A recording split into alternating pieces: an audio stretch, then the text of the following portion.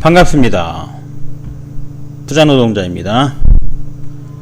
이번 시간은 용접기능사 필기시험 준비 12번째 시간이고요. 피부와크 용접 12번째 시간입니다. 용접부의 결함 계속 해보겠습니다. 자, 용접부의 결함과 방지 대책. 저번 시간에 했던 거는 언더컷과 오버랩이죠. 언더컷은 전기가 너무 세서 발생하는 거죠. 폭 파이는 건데요. 운봉이 너무 빠르거나 용접수도 너무 빠를 때 발생하죠. 해결책으로, 방지책으로는 전기를 좀 낮게 쓰거든요. 아니면은 운봉 속도를 좀 늦추든지 아크기를 좀 짧게 하시면 되죠. 또 해결책으로는 가는 용접봉으로 다시 재용접한다 입니다. 그 다음에 배웠던 거는 오버랩이죠. 오버랩은 너무 전기가 낮거나 용접 속도가 너무 느려서 흘러 넘치는 거, 이런 거를 오버랩이란다 했죠. 방지 대책으로는 용접 속도를 좀 빠르게 하거나 전기를 좀 세게 쓰거나요, 암페어를 올리든지요, 아니면 하면 되겠습니다. 해결책으로는 갈아내면 된다 그랬죠. 네, 좀 빨리빨리 서둘러서 하겠습니다. 자, 오늘 배울 거는 기공이에요. 기공은 뭘까요? 기공이라는 것은 이렇게, 이걸 V홈 맞대기 용접이라 한다 그랬죠. 철판을 이렇게 하는 거죠. 용접을 해서 이면비도 하고 체온비도 하고 파인을 받는데, 용접한 요 안에 이런 공기방울 같은 게 생기는, 공기방울이 생기는 거예요. 이걸 기공이라고 그래요. 요 안에, 비드 안에 용접한 용착금속 안에 발생이 생긴 공기방울을 기공이라 하는데요. 발생 원인은 주로 습기 때문에 그래요. 주로 기공의 발생 원인은 습기입니다. 습기예요. 물이 있으면은 요게 생겨요. 또 기름이나 페인트, 이물질 같은 것들, 기름이나 페인트, 이물질 이런 것들이 있어도 기공이 많이 발생합니다. 방지 대책은 뭘까요? 이게 주로 기공의 발생 원인이 습기라고 그랬죠. 습기. 그러면 어떻게 하면 되겠어요? 비 오는 날 안 하면 되잖아요. 근데 실제로도 비 오는 날은 용접을 잘 안 해요. 이게 검사 없거나 그런 건 모르겠는데요. 또 어쨌든 비 오는 날은 잘 안 합니다. 우리나라 말로는 뭐가 좋을지 모르겠는데, 현장에서는 일본 말인데 써도 되는지 모르겠는데 대마찌라고 그래요. 대마찌. 요새 그 말 쓰나요? 이런 거 좀 안 쓰면 좋겠어요. 어쨌든 대마찌 났다고 그러죠. 그냥 쉬잖아요. 비 오는 날은 일 안 해요, 보통. 근데 이제 보통 현장에 비 오는 날은 용접 잘 안 하는데요.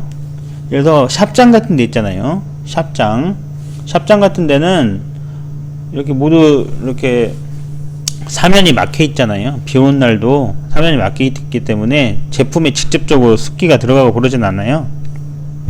그런 경우는 샵장에서는 비 오는 날도 용접합니다. 그래서 저 같은 경우도 현장에서 일할 때 비 안 오는 날은 필드에서 일하고요. 보통 대부분의 현장이 필드하고 샵장을 같이 가지고 있거든요. 샵장에 단품을 만들어서 필드로 보내는 거죠. 보통은 이제 샵장을 소조라고도 하고요. 소조에서 모은 거를 중조에서 만들고요. 중조에서 모은 거를 마지막 조립하는 단계를 대조라고 그러죠. 대부분의 현장이 소조, 중조, 대조를 다 같이 갖고 있는 현장들이 많고, 따로따로 떨어져 있는 경우도 있고 여러 가지 형태 있는데, 저 같은 경우는 비 오는 날도 샵장 가서 일하고 쉬는 날이 거의 없었어요. 그래야 돈이 좀 되겠죠. 돈도 많이 팔고. 어쨌든 그렇습니다. 어쨌든 비 오는 날은 용접 안 하면 돼요. 비 오는 날. 그 다음에 모재에 기름 같은 거 묻어 있으면 어떡해요? 그냥 막 하면 되나요? 아니죠. 보루라고 그러죠. 보루. 이거는 한국말인가 일본말인가? 보루라고 헝겊 같은 거 있잖아요. 헝겊으로 모재를 닦아내야 됩니다. 아니면 불대를 대서 습기가 있으면은 다 없애버려도 되죠. 불대라고 하면 뭔가요? 산소하고 프로판 가스를 해서 이렇게 불을 대서요, 그 부분에 습기를 없애는 거죠. 그 다음에 기공이 발생하면 어떻게 돼요? 요 안에 있는 거를 기공이 났는지 알 수 있을까? 육안으로는 판단이 안 되죠. 나중에 배우겠지만요. 판도가는 이게 안에 결함을 찾아내는 방법이 여러 가지 있는데요. 엑스레이 검사를 한다든지 UT라고 그래서 초음파 검사를 한다든지 뭐 방법이 있어요. 그래서 이걸 발견하면 제거하면 되겠습니다. 어떤 중요한 거는 기공이라는 거는 발생 원인이 주로 습기에서 발생하고 방제 대책은 비 오는 날 안 하면 된다는 거예요. 습기가 뭐예요? 습기? H2O잖아요. H2O. H2O 관련이 있는 거예요. 자, 다음 넘어가겠습니다. 자, 이번에 배울 거는 균열이에요. 생각해 볼 거는 균열인데요. 균열의 발생 원인은 주로 수소예요. 또 고온균열일 때는 고온균열, 나중에 제로 시간에 배우겠지만요, 황 때문에 고온균열이 생기거든요. 주로 생기는 거는 수소예요. 수소. 그럼 방지 대책은 뭘까요? 균열은 뭐예요? 균열. 그럼 균열은 또 뭘까요? 용접을 쫙 이렇게, 이거 부위원 맞대기 용접이란다 했죠? 부위원 맞대기 용접을 이면비도 하고 체온비도 하고 파이널을 봤어요. 표면비도 했어요. 근데 이 안에 이렇게 크랙, 균열이 생기는 거, 아니면 이쪽으로 쭉 용접 방향으로 생길 수도 있죠. 이런 것들을 크랙 또는 균열이라고 그래요. 크랙. 발생 원인은 주로 수소 때문에 생기는데요. 고온균열이라고 제로 시간에 배울 건데요. 황과 철이 만나면 황화철이 되거든요. 황과 철이 만나면 그건 용융점이 낮아서 용융점이 쇠는 1540도에서 녹아요. 이건 제로 시간에 다시 한번 할 건데 좀 머리가 터지려고 그러죠. 이거 이런 얘기 들으면 그러죠. 1540도에 녹는데 황하고 철이 만난 황화철은 1400도 온도에 녹기 때문에 이미 녹기도 전에 그 황화철을 형성해 버려요. 그 부분은 다른 것보다 경화되어 있어서 그 부분에서 크랙의 원인이 됩니다. 어쨌든 중에도 이 황이 문제예요. 수소하고 주로 수소 때문에 문제 생기는데요. 그럼 방지 대책은 뭐냐? 황 성분이 덜 들어있는 용접봉을 쓰시면 되겠고요. 가장 좋은 방법은 균열이 발생 원인이 수소기 때문에 저수소 용접봉을 사용하면 되겠죠. 저수소기는 수소가 거의 다른 용접봉의 10분의 1 이하죠. 그래서 수소가 굉장히 적습니다. 그리고 저수소기 용접봉을 사용하더라도 이게 흡습이 뭐예요? 습기를 빨아들인다는 거죠. 습기가 뭐예요? H2O잖아요. 그러면 하나만 하잖아요. 그렇죠? H2O의 H가 수소잖아요. 그렇죠? 그래서 저수소의 용접봉은 반드시 건조로 해서 200에서 300에서 350도 정도? 300도 정도에서 1시간 이상 300도에서 1시간 이상 건조로 해서 건조하신 다음에 사용하셔야 됩니다. 자, 은점이라는 건 뭐냐면요. 은점은 용접을 이렇게 쫙 했어요. 용접을 체온비도 하고 파인을 봤어요.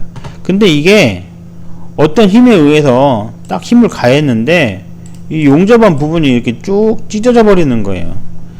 찢어져서 이 단면을 봤더니 단면에 이런 게 있는 거예요. 이렇게 물고기 비늘 모양으로 이런 것들이 막 있는 거예요. 이렇게 이런 식으로 막 물고기 비늘 모양 이 찢어진 면을 봤더니 이런 게 있는 거예요. 파단면이라고 그러죠. 파단면에 이런 게 생겨요. 이걸 은점이라고 그래요. 은점. 그럼 은점에 생기는 발생 원인은 무엇이냐?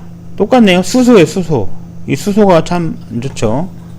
발생 원인은 수소입니다. 그럼 방지 대책은 뭐예요? 수소가 덜 들어있는 거 쓰면 되잖아요. 저수소의 용접봉을 사용하면 됩니다. 균열하고 은점은 비슷한 점이 많네요. 발생 원인이 수소고 방지 대책도 저수소의 용접봉을 사용하시면 되겠습니다. 자, 계속 가볼게요. 자, 이건 아까 했던 거고요. 자, 이번에는 선상조직입니다. 선상조직이라는 것은 무엇이냐? 용접금속을 파단하였을 때 아까 똑같은 내용이에요. 은점하고 비슷한 거예요. 은점하고 이렇게 부위원 맞대기 용접을 했는데 이렇게 했죠. 여기가 찢어져 버렸어요. 파단이 됐어요. 그 파단면을 봤더니 서리 모양이 우리 서리 모양이 뭔가요? 서리 모양 그 만화 있잖아요. 하여튼 그 서리 아시죠? 서리 눈꽃 모양이야. 미세한 주상정이 보이는 거, 이런 것을 선상조직이라 합니다. 선상조직의 발생 원인은 수소와 탄화 생성물이에요. 여기 수소가 또 나왔네요. 선상조직은 발생 원인이 수소예요. 그럼 방지대책은 뭘까요? 저수소 용접봉을 사용하면 돼요. 선상조직, 은점, 그 다음에 크랙 다 같죠? 은점하고 크랙. 이 공통점이 뭐예요? 발생 원인이 수소라는 거고, 방지대책은 저수소 용접봉을 사용하는 거죠. 네. 자, 빨리빨리 진행하겠습니다. 자, 슬랙 섞임. 슬랙 섞임이라는 건 뭐냐면요,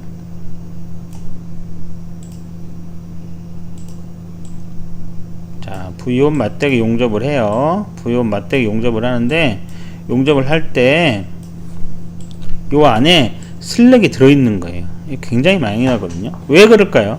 전류가 너무 낮을 때 슬랙이 생깁니다. 또 느린 용접 속도일 때, 용접봉 방향 이상할 때, 특히 느린 용접 속도라는 건 뭘까요? 여기 이렇게 용접봉 있으면 아크가 일어나고요, 여기 용융풀이 생기잖아요. 여기 적당하게 가야 되는데 너무 천천히 가니까 요 앞에 슬랙이 들어가 버리는 거예요. 이런데 속도가 너무 느려도 그렇습니다. 방지 대책은 뭐예요? 그러면 운봉 속도를 좀 조절해서요, 빨리빨리 하시고요. 또 용접을 했잖아요. 이렇게 용접을 하면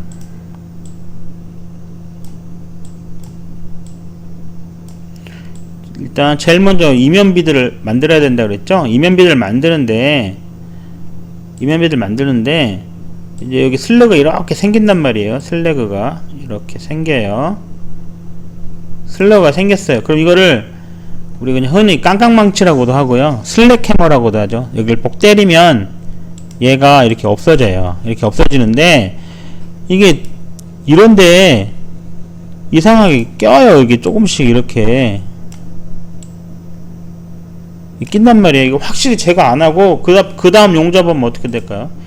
그 다음은 여기 남아있는 거죠. 이렇게 슬랙이 남아있는 거죠. 그러니까 슬랙을 확실하게 제거하시면 되겠죠? 네. 잘 털어내세요. 저희 이런 거는 만약에 안 되면, 저 같은 경우는 이제 다 털어내는데, 해도 잘 안 되는 경우도 있잖아요. 그러면 그라인더로 갈아버려요.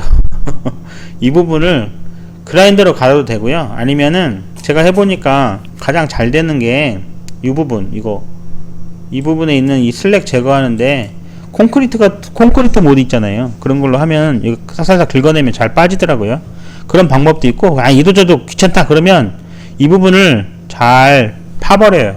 그라인더로 파버리면은 여기 안 나올 때까지, 하얗게 들 때까지, 쇠가 나올 때까지, 금속 빛이 날 때까지, 요 슬래그 다 없을 때까지 파버려도 돼요. 여러가지 방법이 있는데, 어쨌든 깨끗하게 제거하시고 하시면 되겠죠? 네. 다음 스페터라는 건 뭐냐면요, 용접을 했는데 여기에 이게 막 용접을 하는데, 여기 막 주변에 막 이렇게 똥이 막 떨어지는 거예요. 이걸 똥이라고, 똥같이 막 이렇게 떨어져요. 이걸 똥이라고 안 하고 스페터라고 그래요. 스페터 원인은 뭘까요? 전류가 너무 높을 때, 아크가 너무 길 때, 또 용접봉이 흡습했을 때, 흡습이 뭐라고 그랬죠? 물기를 머금을 때죠. 습기를 빨아들였을 때. 그러니까 스페터는 전류를 좀 낮추거나 아크기도 낮추면 좋고요. 용접봉이 흡습했으니까 용접봉을 건조시킨 다음에 하면 되겠죠. 네, 이걸 스페터라고 그래요. 스페터도 이거 다 갈아내야 돼요. 보기도 흉하고, 그랜저를 샀는데 그랜저 본네트에 막 이렇게 똥이 막 묻어 있어요. 그럼 되겠어요? 그죠? 네.